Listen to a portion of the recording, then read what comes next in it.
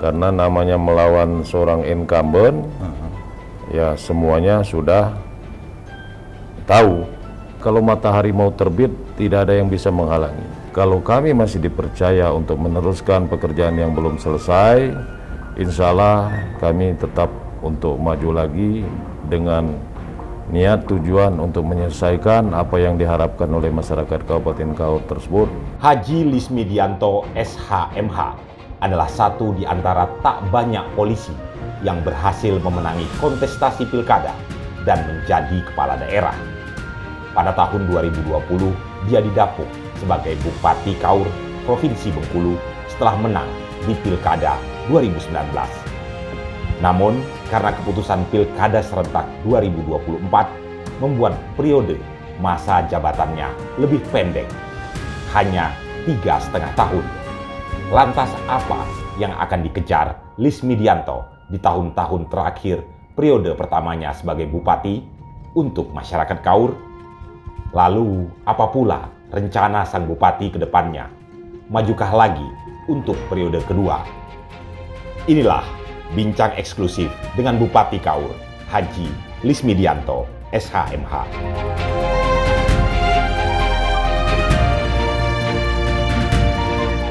Assalamualaikum warahmatullahi wabarakatuh. Waalaikumsalam warahmatullahi wabarakatuh. Halo, apa kabarnya Tribuners? Bertemu lagi dengan saya Prawira Maulana dari tribunbengkulu.com. Tribuners, saat ini saya sudah di ruangan kerja yang terhormat Bapak Bupati Kaur, Haji Lismidianto SHMH. Apa kabarnya Bapak? Alhamdulillah kabar baik. Baik Bapak ya? Ya. Senang sekali Pak, bahwa pertama-tama dari tim tribunbengkulu.com di talk show series ini diterima untuk berbincang dengan Bapak di tengah kesibukan Pak Bupati memimpin daerah. Ini kami anggap adalah momen yang berharga. Karena berharga, saya nggak mau menyanyiakannya. Karena itu saya ingin tanya dari A sampai Z, pokoknya kepada Pak Bupati. Seperti itu. Pak Bupati Haji Lismidianto SHMH ini latar belakangannya mungkin sudah banyak yang tahu. Latar belakangnya adalah perwira polisi, perwira Polri. Kemudian memutuskan pensiun ya Pak ya, saat itu pensiun dini. Betul. Lalu berlaga di kontestasi Pilkada 2019 dan menumbangkan incumbent. Itu ya, jadi ini kita ingin tahu nih bagaimana sih perjalanannya Pak seorang perwira Polri hingga akhirnya menjadi bupati. Pak, bisa cerita Pak, mungkin ada momen atau ada hal-hal yang pesan orang tua tentang menjadi bupati nih ya Pak ya? Atau memang ini mungkin cita-cita Bapak sejak lama tentang perjalanannya Pak, dari awal gitu Pak. Bagaimana Pak Bupati? Baik, terima kasih. Jadi saya cerita dari awal, ya betul.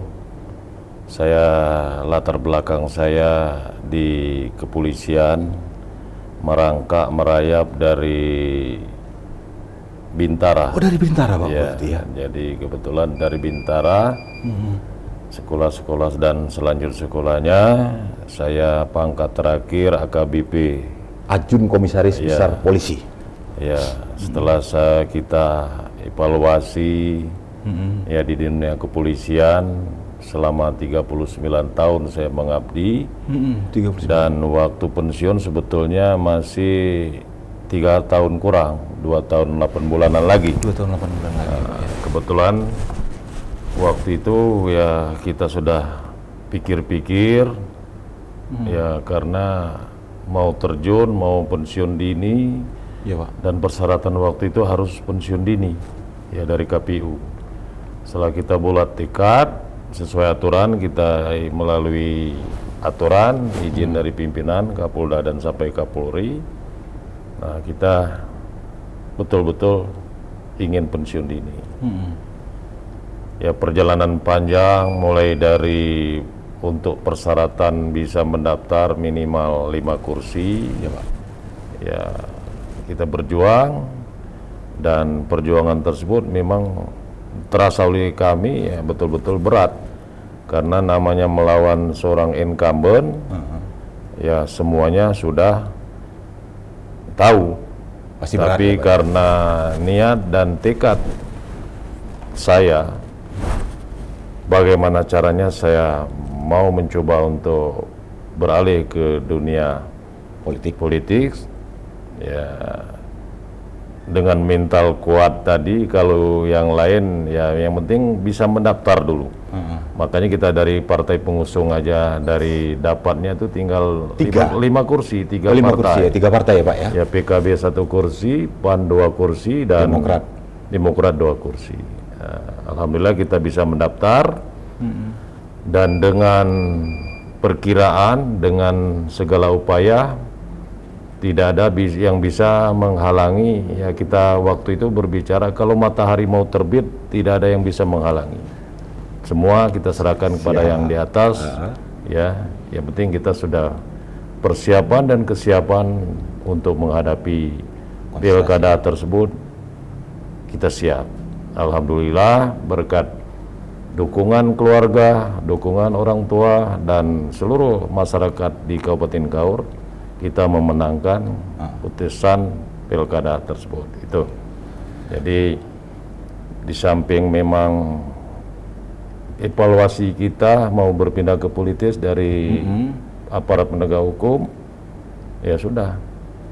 Dan buktinya memang kita direstui, diridhoi oleh Allah untuk menjadi memimpin di Kabupaten Kaur ini. Pak Bupati, mungkin momen-momennya itu Pak ya. Ini kayaknya aku nih fit atau cocok di politik. Sepertinya aku akan menjadi itu kapan Pak? Mungkin terpikir sebelum benar-benar memutuskan saat itu Pak. Sebenarnya karena saya cinta dengan kabupaten tempat tumpah darah kelahiran saya, ya setelah Kabupaten Kaur berdiri 2003, ya jadi kita mengamati perkembangan tiap bupati dan bupati yang sudah memimpin. Disitulah saya terpanggil, kenapa saya tidak bisa berbuat di tempat kabupaten kelahiran saya sendiri, karena saya lama di perantauan, melihat di Provinsi Jawa Barat, DKI, Provinsi Banten. Saat menjadi ya masih dinas di kepolisian itu. Jadi saya terakhir waktu pindah ke Bengkulu nih, ya Pak, dari Provinsi Banten. Nah, jadi saya pelajari, menimba, mencari ilmu di politis ini, ya itulah. Jadi saya terpanggil dan niat untuk pensiun dini sudah bulat. Nah, sebetulnya dari 2015, tapi pesan orang tua atau bagaimana karena masih terlalu lama, tunda dulu. 2015 itu sudah saya ada mau niatan tuh, pensiun. Pak. 2015 sudah AKBP belum waktu itu Pak? AKBP, saya sudah 10 tahun AKBP itu. Ya karena di jalur kepolisian ini, ya kalau tidak mempunyai jabatan untuk itu, ya sampai pensiun. Paling-paling penghargaan 3 bulan lagi mau pensiun, baru dikasih kumbos. Nah ini. Oh ini begitu. 2015 udah mau ngetes tuh ya Pak ya. Tapi kata orang tua jangan dulu. Masih lama ya. Masih 9 tahun lagi. Oke. Karena ya sayang ya Pak ya, kalau masih juga kalau belum berhasil, masih terlalu lama. Kalau ini kemarin 2 tahun 8 bulan lagi, ya udah. Kalau sampai istilahnya belum direstui atau gagal dulu, ya anggap saja. Badan fisik masih kuat, pensiun dini. Siap. Dan itu kita memang mau diurus sesuai dengan tahapan dan mekanisme. Sampai hari ini kita masih dapat pensiunan dari kepolisian. Ya karena pensiun dengan benar seperti itu memenuhi ya, Pak, persyaratan. Iya.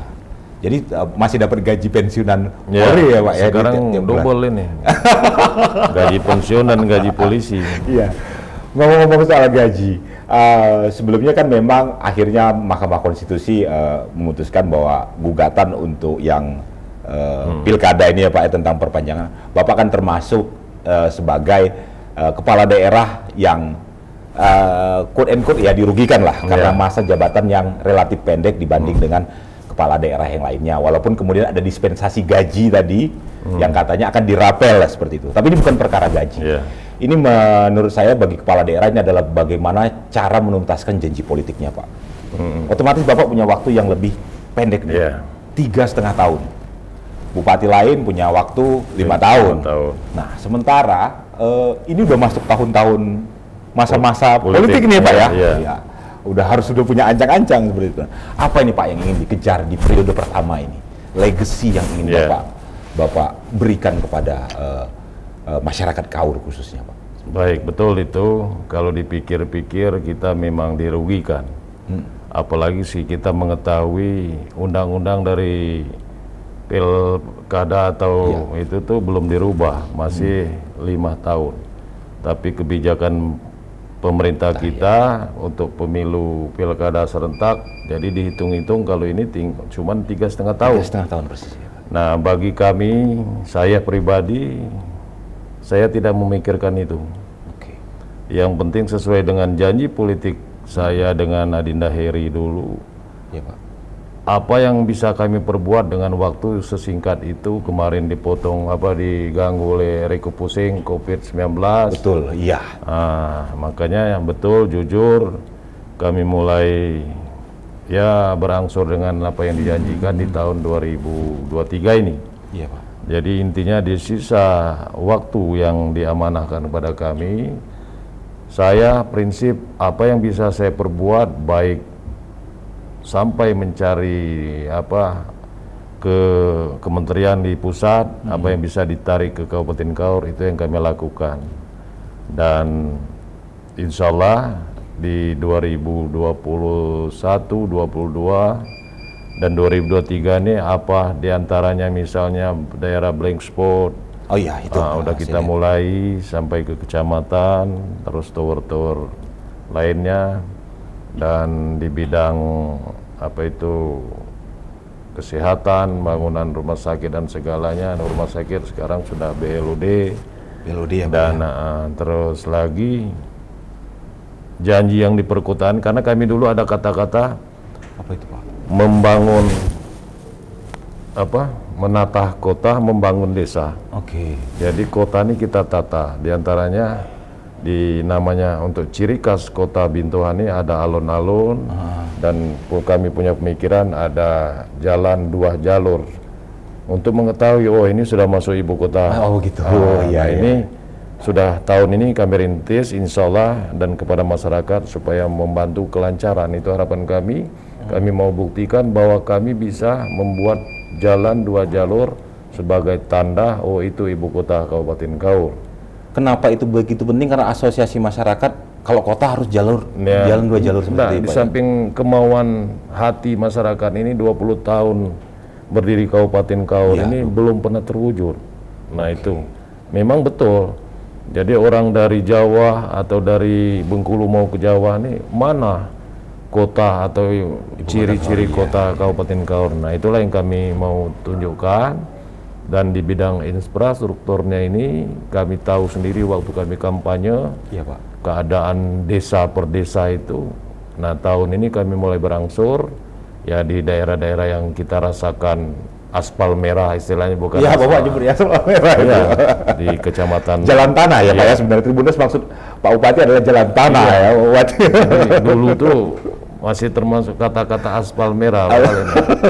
Jadi itu mudah-mudahan di 2023 ini di Kecamatan Nasal, Kecamatan Tetap yang memang kita merasakan, kita sehari sejam lewat situ terasa sangat.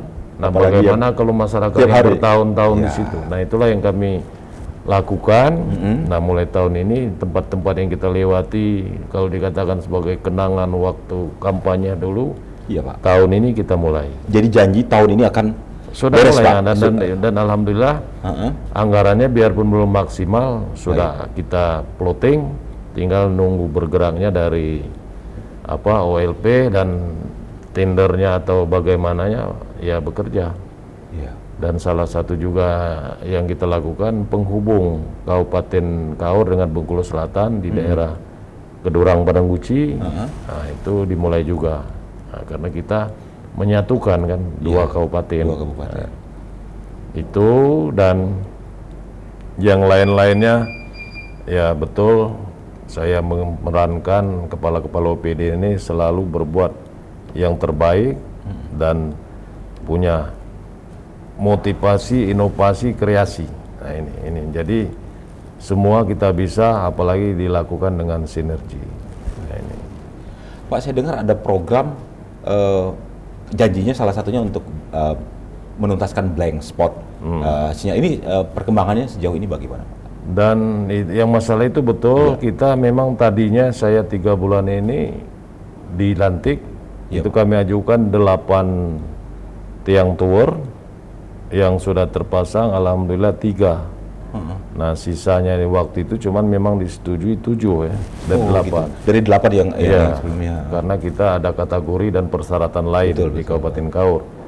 Nah itu udah 3 tower terpasang, Kinal dengan Babat Kecamatan Tetap dan di Nasal. Nah di samping itu kita selalu evaluasi bagaimana supaya masyarakat merasakan yang black spot tadi, ya termasuk juga Internet lah ya, seperti itu internet juga. dan di dunia pendidikan juga itu sangat diperlukan. Nah tahun ini juga kita sudah MOU dengan Icon Plus itu, dan sekarang sudah terpasang di setiap kecamatan. Setiap kecamatan? 15 kecamatan ini sudah. Lantas mulai ke desa-desa juga Nah seperti itu juga dilanjutkan dengan desa, seluruh desa yang dari Kominfo bekerja sama sinergi dengan PMD untuk menindaklanjuti kerjasama dengan Icon Plus tadi. Jadi harapan itu supaya sampai ke desa-desa itu nggak ada lagi yang namanya nggak bisa menggunakan sinyal atau internet, semuanya itu harapan bahkan ini kami. Harapannya ke internet ya Pak ya, bukan lagi perkara telepon menelpon ya, seperti itu langsung ya, Pak, memang ya. itu. Iya, baik. Pak Bupati, itu tadi awal, kemudian implementasinya. Saya tidak bisa untuk tidak menghindari pertanyaan ini tentang rencana Pak Bupati. 2024 semakin dekat. Ya, sangat terasa lah ya. Sekarang geliat-geliatnya juga sudah terasa. Saya ingin mengkonfirmasi saja Pak Bupati. Pak Bupati maju untuk periode selanjutnya atau tidak? Seperti itu. Bagaimana Pak Bupati?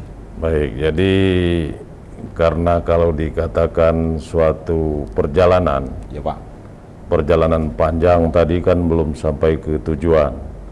Nah kembali kepada tanggung jawab kami sebagai Bupati yang waktu 3,5 tahun ini, jujur dalam hati saya pribadi dan wakil, maksud dan tujuan kami itu belum terlaksana maksimal. Jadi yang pertama, dengan waktu sesingkat mungkin ini apa yang bisa kami perbuat, kami akan maksimal. Dan jelas nanti misalnya jalan 2 jalur tadi kan mungkin belum sesuai dengan titik 0 sampai akhir. Nah disitulah kami merasa masih punya hutang. Jadi tugas-tugas kemauan daripada masyarakat, janji politik kami waktu itu, kalau kami masih dipercaya untuk meneruskan pekerjaan yang belum selesai, insya Allah kami tetap untuk maju lagi dengan niat tujuan untuk menyelesaikan apa yang diharapkan oleh masyarakat Kabupaten Kaur tersebut supaya bisa kami tuntaskan. Jadi insya Allah persyaratan dengan kesehatan istilahnya mencukupi dan mendukung, kami akan berjuang lagi untuk maju di Pilkada 2024. Ini jadi jujur itu tadi saya ulangi, pekerjaan kami belum selesai. Tapi kalau masyarakat masih menghendaki menyelesaikan, kami akan siap maju untuk di 2024. Untuk periode kedua itu. Periode kedua. Baik. Tentang partai, mungkin tentang apa Pak? Dinamikanya sampai saat ini sudah ada gambaran seperti itu Pak Bupati? Betul. Jadi kembali ke tempo awal, kita belum pengalaman masalah partai politik. Nah dengan menjalani 1,5 tahun dan ke depan mungkin 3,5 tahun tadi, kita ya kalau belajar tadi sudah mengerti Jadi insya Allah partai politik yang ada di Kabupaten Kaur ini ya karena kedekatan kita, hubungan emosional kita, dan itu salah satu kewajiban daripada pemerintah daerah Bupati dalam hal ini sebagai pembina seluruh partai. Iya. Jadi kita tahu partai yang ada sekarang duduk di kursi DPR itu Bupati itu sebagai pembina. Oke. Jadi kalau udah pembina itu yang dibina tadi minimal hubungan emosional dia udah tahu. Mantap. Nah, itu enak dengan tidak enak. Oke, siap. Jadi sudah perjalanan ini kemudian menempa Pak Bupati ya untuk urusan politik yang mulanya pasti asing sekali ya Pak ya tentang perkara politik ini ya Pak ya. Jujur dulu Pak, saya seluruh partai saya ikuti semua untuk mendaftar itu dulu tuh. Tapi ya jujur karena lebih pengalaman incumbent tadi kita tinggal dapat 3 partai dan kursinya hanya pas 5. 5 itu pas sekali ya Pak? Pas sekali. Andai kata PKB 1 kursi diambil saja batal kita daftar. Nah ini. Tapi karena tadi niat tulus ikhlas, doa orang tua harus itu orang tua dan masyarakat Kabupaten Kaur menghendaki perubahan, ya partai yang penting cukup untuk mendaftar di KPU. Siap. Inilah. Siap. Nah, ke depan ya kita udah pengalaman dari itu. Kalau untuk memilih menjadi kader tertentu seperti itu belum Pak. Apa seperti apa Pak? Ya minimal jujur juga saya pengurus. tidak akan lupa dengan partai pengusung saya dulu. Siap. Karena kalau bukan partai itu mungkin saya udah belum bisa untuk menjadi bupati, itu pasti. Tapi saya juga tidak mau mengambil hak-hak mereka. Baik. Silakan sebagai ketua DPC, DPD, DPP, yakin, tapi saya pribadi tidak akan lupa. Baik. Dan salah satu janji juga dulu, saya akan memajukan atau meningkatkan, mengembangkan daripada partai tersebut. Contoh, PKB hanya 1 kursi. Janji saya dulu dengan DPP, waktu diwawancara dan segalanya itu, bila saya terpilih di Kabupaten Kaur ini ada 3 dapil, minimal tiap dapil 1 kursi untuk duduk DPR. ya. Jadi 3. Kalau 3 partai tadi satu dapil, tiap dapil sudah 9. Ya. Jadi sudah aman untuk mendaftar atau gimana persyaratan 5. Nggak usah kita rebut ini. Ya, itulah yang disebut dengan bahwa saya tidak akan melupakannya seperti itu ya Pak ya. Baik. Menarik. Luar biasa Pak Bupati. Pak Bupati, dinamika di Kaur sendiri Pak Bupati, apa yang menjadi hal yang paling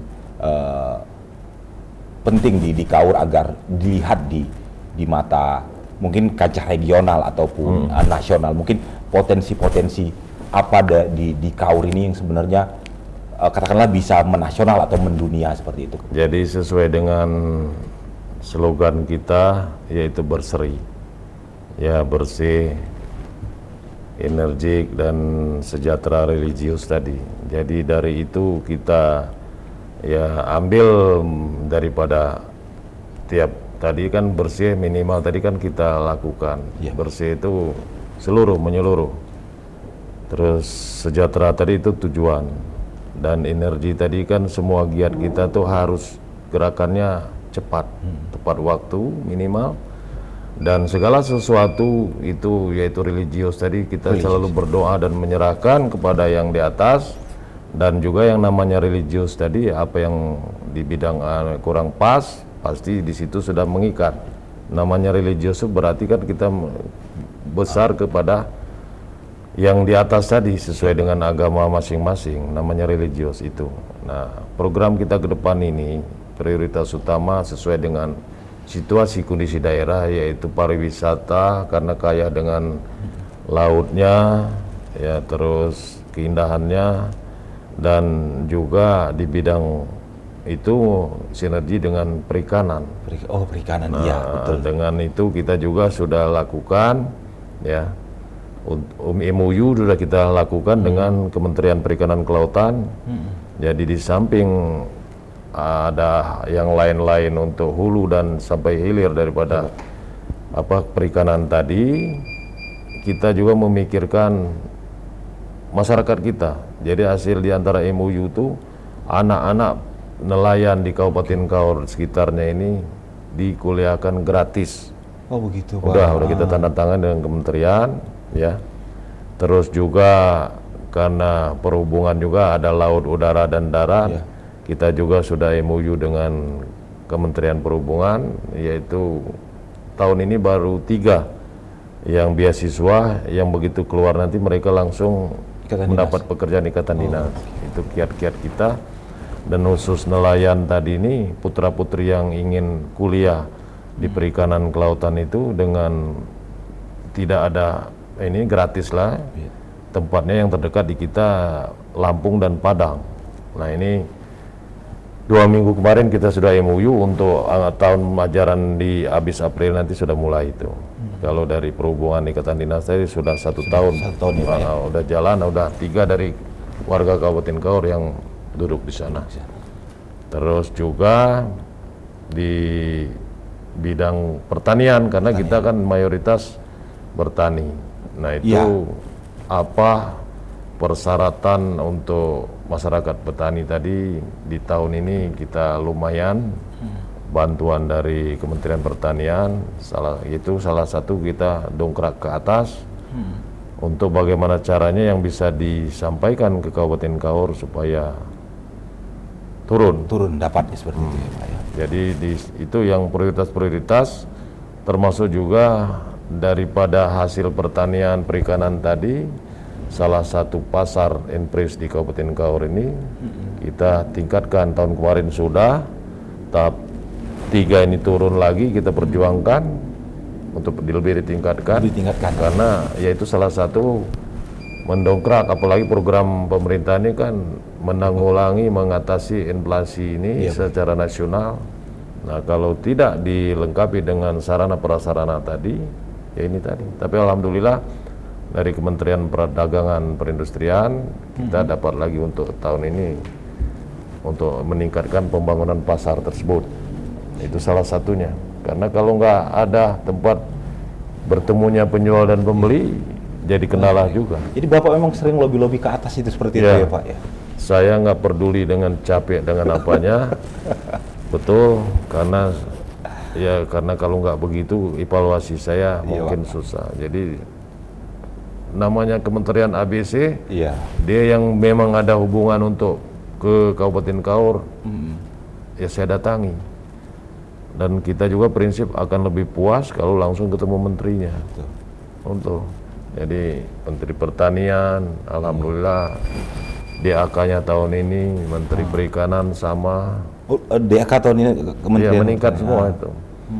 Terus perikanan kelautan, jalan aspal merah tadi PUPR lumayan, ya mungkin terbesar kita tahun ini di Provinsi Bengkulu. Di Provinsi Bengkulu ya. Untuk PUPR ini. Bantuan PUPR untuk karena jalan. kita betul-betul menyampaikan aspal merah, Pak. Oke Pak. Nah ini. Aspal merah itu sebutan Pak. Tinggal satu lagi yang kami ini belum ini. Apa itu, kita Pak? punya cita-cita kemarin ada universitas di Kabupaten Kaur. Oh iya. Saat ini pun swasta belum ada. Kalau ya, swasta ada. Ada ya. Tapi yang dikelola pemerintah daerah belum ya Pak ya. Dan ada juga satu lagi yang nanti tinggal nunggu ASN SNI ya, yang masa air minum. Oke, air minum dalam kemasan. Jadi kebetulan kita dulu sarana prasarananya ada, tapi tidak digerakkan.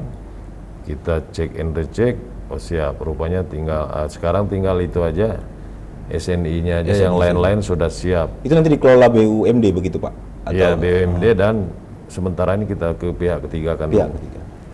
Itu salah satu terobosan.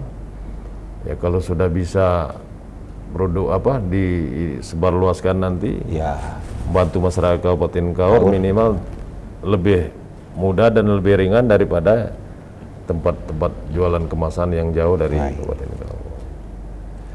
Baik, Pak Bupati, terima kasih. Itu sudah dari A sampai Z program masa sebelumnya sebelum menjadi bupati sampai rencana. Saya dengar mungkin baru Tribun Bengkulu ini yang mengkonfirmasi langsung tentang rencana politik Iya. Pak Bupati di periode selanjutnya. Betul.